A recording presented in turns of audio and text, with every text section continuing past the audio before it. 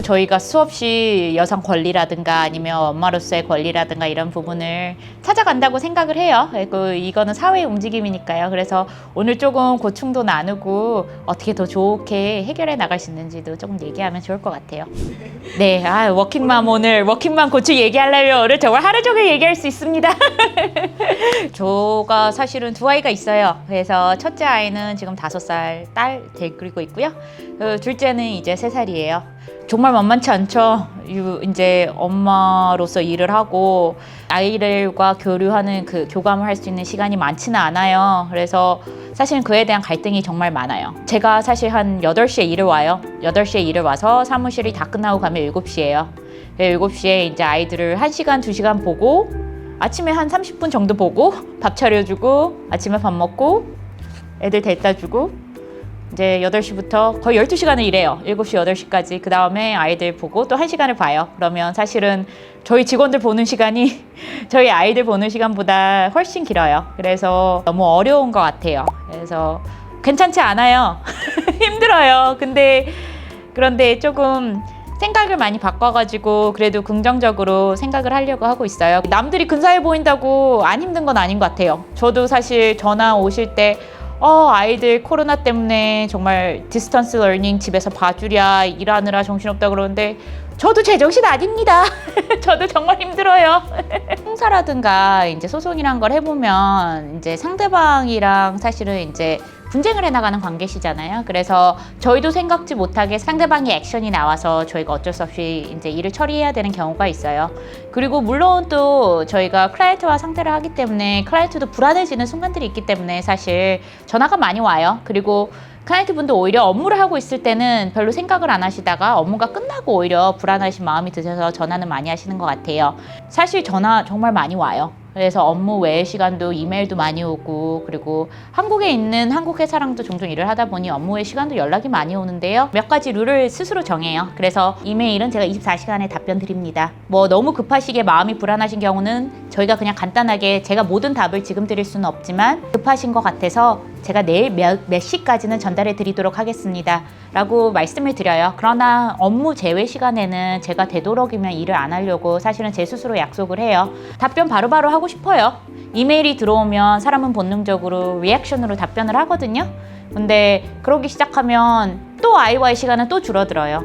근데 그게 생각을 하면 너무 밸런스가 안 되니까 그렇게 저 스스로도 바운더리를 만들지 않으면은 너무 아이와의 시간이라든가 저희 가족과의 시간이라든가 이게 관리가 안 되더라고요. 그래서 그렇게 하고 있습니다. 많은 얘기를 하려고는 노력을 해요. 아이들하고 얘기를 할 때 그냥 오늘 학교 어땠어? 라고 얘기를 하기보다는 조금 구체적으로 물어봐요. 점심 누구랑 먹었어? 누구는 점심 뭐 싸왔어? 그러면은 오늘은 놀이터 가서 놀았어? 라는 얘기처럼 이렇게 좀 구체적인 대화를 하려고 해요. 아니면 어느 순간에 아이들은 오늘 학교 어땠어? 좋았어. 그리고 더 이상 대화가 없어져 버리잖아요. 그래서 좀 구체적인 내용을 많이 물어보려고 해요. 그럼 너무 많이 나죠. 그리고 아쉽죠. 제가 열심히 일을 하지만 그래도 제가 일을 하는 이유는 가족 부양이라고 생각을 해요. 이제 사랑하는 아이들이 있고 사랑하는 남편이 있고 이 부분에 대해서 사실은 그 아이들은 그리고 아직 저의 양육이 필요한 아이고요. 부양을 할 수 있는 거에 사실 굉장히 만족도가 높고요. 그게 굉장히 중요하다고 생각을 해요. 얘기하세요. 얘기하시고 가세요. 미국에서는 사실 출산휴가라는 거는 정확하게 없고 FMLA라고 해서 Family Medical Leave Act가 있으세요. 본인이 임신을 함으로써 가야 되는 병원 약속들도 포함을 합니다.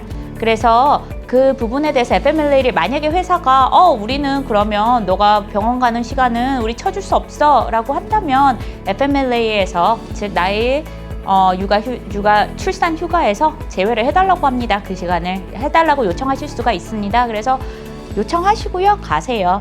일은 밸런스세요. 본인은 본인을 위해서 일을 하세요. 저희도 물론 많은 이제 고용주나 고용인에게 두 분 다에게 조언을 드리지만요. 고용인들은 자신을 위해서 일을 합니다. 본인에게 가족이란 건 굉장히 큰 스텝이세요. 태어나지 않은 태아를 위한 병원 확인 같은 거는 큰 부분이시니까 반드시 꼭 하시라고 말씀드리고 싶습니다. 출산휴가를 쓰셔서 업무를 처리하지 못했거나 아니면 출산휴가 기간 동안에 내가 사무실에 있지 못해서 뭐 승진이라든가 보너스 같은 거 못 받으실 때를 얘기를 하시는데요. 사실 그거는 그렇게 하시면 안 되세요. 자, FMLA 규칙상에서 고용주는 FMLA를 쓰지 않은 직원과 FMLA를 쓴 직원을 이퀄하게 공정하게 그러니까 공정하게 똑같이 취급하셔야 될 책임이 있습니다. 그래서 그것 때문에 보너스라든가 승진이 되지 않는 부분에서는 차별이라고 생각하시면 되세요. 그래서 그거는 당연히 얘기를 하실 수 있는 부분이십니다. 대부분은 30일 전까지만 알려주시면 되세요. 이제 저희가 30일 전까지는 알려달라고 하고, 그리고 제가 말씀드리는 FMLA는 단순히 출산뿐만 아니고요. 다른 가족 병이 있을 경우, 다른 가족들의 병이 있거나 아니면 본인이 아프거나 할 경우에도 적용이 되세요. 예를 들어 가족 중에 암 환자가 생기시거나 아이가 갑자기 다쳤거나, 그래서 어쩔 수 없이 내가 한동안 자리를 비워야 될 경우에도 적용이 되세요. 그래서 너무 급하신 경우에는요, 반드시 30일을 지키시지 않으셔도 되세요. 갑자기 누가 사고가 날 경우에는 저희가 30일 노티스를 못 줄 수도 있어요. 근데 합리적으로 가장 빠른 노티스를 주라는 게 법률입니다. 임신 같은 경우는 사실 미리 아실 수가 있는 부분이니까요. 30일 전에는 최소한 주시라고 말씀을 드리고 싶고요. 그리고 만약에 너무 급하신 경우에는 그래도 최대한 빠르게 고용주에게 내가 FMLA를 사용할 거라는 거 알려주시는 게 좋습니다. 당연히 하실 수 있습니다. 이제 미국에서는 ADA라는 게 있으세요. 자, 그래서 내가 장애가 있을 경우에는 American Disability Act라 해서 내가 장애가 있을 경우에는 고용주가 그것을 accommodate, 즉 도와줘야 돼. 그거에 맞춰서 일을 조정을 해줘야 될 의무가 있습니다. 만약에 고용주에게 그게 대단히 어려운 일이 아니다면요. 그래서 임신 같은 경우를 해서 내가 더 이상 무거운 거를 들지 못하게 됐다라는 거를 이야기를 한다면 본인에게 데스크 잡으로 바꾼다든가, 예를 들어 본인이 뭐 무거운 거를 캐리하는 잡이었어요. 근데 데스크 잡으로 바꿔달라는 요청을 하신다든가, 아니면 업무 시간을 줄여달라고 요청을 한다든가 라는 요청 등을 하실 수 있습니다. 사실 몇 가지 조건이 맞아지셔야지만 FMLA가 적용이 되세요. 그래서 모든 직원들분들한테 적용이 되시는 건 아니세요. 첫 번째 같은 경우는요, 최소한 50명 이상 직원이 있는 회사에 적용이 되고요. 그리고 최소한 지난 12개월 전에, 내가 FMLA가 시작되기 전에 최소한 1250시간을 지난 12개월간 일을 한 직원이어야 되고요. 그리고 직원이 최소한 1년 이상을 일을 했어야 되는 직원입니다.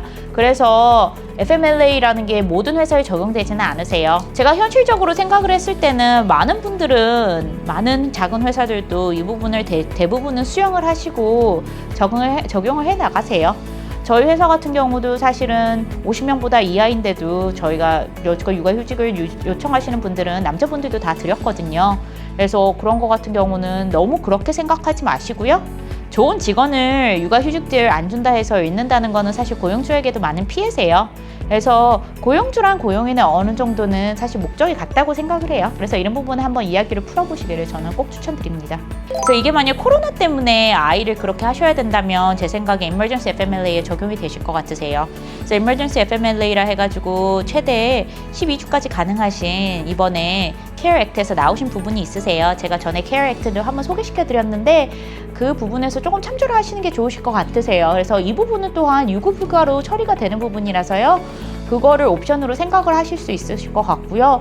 그리고 불행히도 아이를 내가 데리고 출근을 하는 거 어커모데이트 해달라고 하는 거는 사실 회사에서 어커모데이트 해주기 힘들 경우에는 사실 안 해줘도 될 거는 같다는 생각은 들어요, 법률적으로. 근데 이거는 저의 의견일 뿐이고요. 어떤 방법으로 그 아이가 이제 고용주 입장으로 한번 생각을 해보시면 아이가 옴으로써 워크 인바이러먼트가 흐트러지는가 안 흐트러지는가, 디스럽트가 되는가 안 되는가, 아이가 혹시 다칠 수도 있고 어른들이 뭐 해코지를 할 수도 있고요. 그래서 사실은 회사 입장에서도 불안한 게 많아요. 이제 계속돼서 사람들에 대해서 노출이 돼 있잖아요, 성인에게. 이게 과연 아이한테 좋은 인바이러먼트인가 라는 계산이 들기 때문에 이런 생각을 사실 고려를 해야 되는 부분이라고 생각을 하거든요. 담배를 피는 빈도 있을 수도 있고요. 그죠? 그래서 이런 부분 때문에 제 생각에는 조금 밸런스가 필요하시다는 생각은 들어요. 제가 워킹맘으로서 제가 느끼는 부분은 저도 많은 부분을 아웃소스 해요. 저는 슈퍼맘이 되려고 굉장히 많이 노력을 했거든요. 근데 정말 힘들어요. 그리고 사실 손해는 나 혼자예요. 나의 정신적으로 피폐해지고요. 육체적으로 저만 힘들어요. 그래서 그거의 밸런스라고 생각은 하지 않아요. 슈퍼맘이 되는 것이 우리가 원하는 워크라이프 밸런스는 아니잖아요. 그래서 그거는 아니라고 생각을 하고 어느 정도는 가족들이 전반적으로 헬프를 받아야 된다고 생각을 해요. 도움을 받고 그 부분에 대해서 내 커리어에 대해서 내가 커리어를 끊기지 않기 위한 투자다라고 생각을 하고 이 도움에 조금 돈이 나가시더라도 저 같으면 과감하게 도와주는 사람들을 최대한 도움을 받으셔서 도와주는 사람들을 고용하시고 최대한 도움을 받으셔서 육아를 해나가시기를 저는 추천해 드려요. 내가 그러고 중간에 이거는 나는 아이랑 정말 시간을 보내고 싶다 라고 생각하신 것도 전 너무 괜찮다고 생각을 해요. 내가 조금 시간을 빼고 싶다 라고 생각을 하셔서 시간을 빼시고 다시 커리어를 전파하는 것도 저는 좋다고 생각을 해요. 그러나 내가 모든 거를 다 껴안고 슈퍼맘으로서 일도 잘하고 육아도 잘하고 집안일도 잘하고 이거는요 정말 너무 힘들어요. 그래서 저는 그렇게는 하지 마시라고, 그렇게 할 만큼 there's nothing to prove in this world 그래서 그렇게 할 만큼 대단한 건 아닌 것 같아요. 그래서 물론 다 하고 싶자면요 그렇게 하시지 마시고요, 밸런스해 나가시는 거 중요한 것 같습니다. 네, 감사합니다. 오늘 여기까지 이설 로펌의 이설 변호사였습니다. 다음에 또 뵐게요.